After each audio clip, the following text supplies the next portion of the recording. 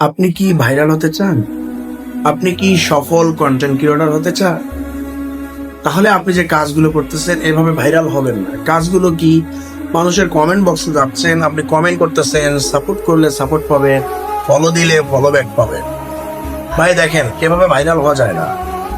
আপনি মানুষের কমেন্ট বক্সে গিয়ে সাপোর্ট করলে সাপোর্ট পাবেন, ফলো দিলে ফলো ব্যাক পাবেন। এই কমেন্টটা যতটুকু সময় আপনি নিয়ে করতেছেন, এতটুকু সময়ে আপনি আপনার ভিডিও নিয়ে ভাবেন, নতুন কিছু নিয়ে চিন্তা ধারণা করেন, নতুন কিছু মানুষকে আপনি দেখান, শোনান, দেখবেন আপনার ভিডিও ভাইরাল হবে।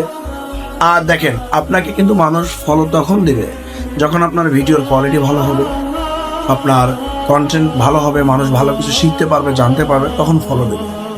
ফলো দিলে ফলো পাবেন কমেন্টে, এগুলো বললে কিন্তু কেউ কখনো ভাইরাল হয় না।